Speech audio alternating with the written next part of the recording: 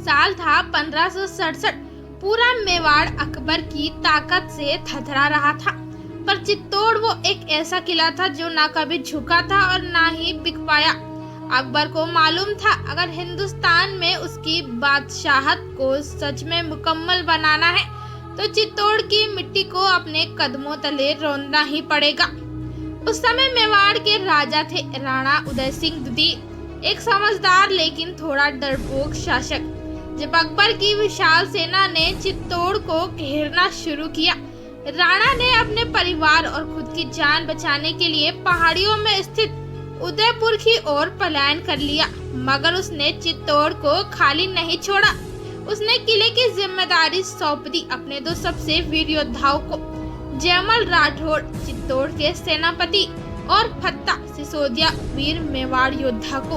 अकबर ने चित्तौड़ किले की घेराबंदी अक्टूबर 1567 में शुरू की।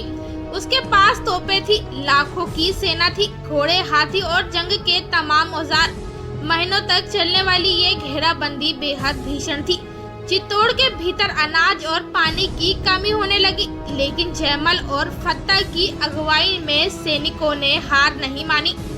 जयमल की बहादुरी एक किंवदंती बन चुकी है। जब तोप खाने की चोटों से किले की दीवारें कांपने लगी, तब भी वे हर रात किले की मरम्मत करवाते, खुद घायल शरीर से युद्ध में जाते। एक रात अकबर ने देखा कि कोई एक व्यक्ति अकेला जाकर दीवार की मरम्मत कर रहा है। उसने उसे मार दिया और वो कोई और नहीं जयमल राठौड़ थे। जब जयमल शहीद हुए, चित्तौड़ का हौसला डगमगाने लगा। अकबर ने मौका देखा और 24 फरवरी 1568 को अंतिम हमला बोला।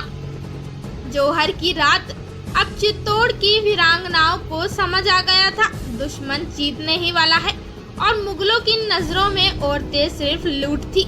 रात को किले में हजारों मशाले जलाई गई।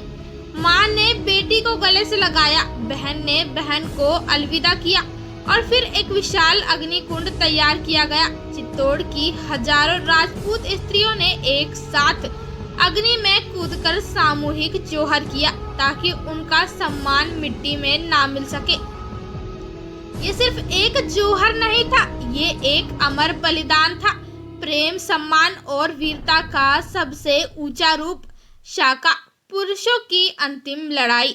सुबह होते ही पुरुषों ने केसरिया वस्त्र पहने, माथे पर तिलक लगाया और अपने प्राणों को मातृभूमि के चरणों में अर्पित करने के लिए युद्ध में कूद पड़े। ये अंतिम युद्ध शाका कहलाता है। वे जानते थे कि वे मरेंगे, पर वो ये भी जानते थे कि मरकर भी अमर हो जाएंगे। अकबर ने चित्तौड़ जीत लिया, लेकिन वहां उसे सिर्फ राख मिली। राख में दबी हजारों औरतों की चीखें और वीरों की तलवारों की गूंज। उसने 30,000 से अधिक आम नागरिकों और सैनिकों का कत्ल करवाया।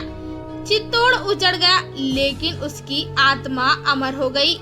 आज भी जयमल और फत्ता की मूर्तियां अकबर के बनवाए आगरा किले के बाहर लगी है, उनकी वीरता को सम्मान देने के लिए। चित्तौड़ का तीसरा जौहर इतिहास का सबसे बड़ा और भयावह जौहर माना जाता है। ये कहानी सिर्फ एक युद्ध की नहीं, बल्कि इज्जत और स्वाभिमान के लिए जान देने वाली संस्कृति की मिसाल है।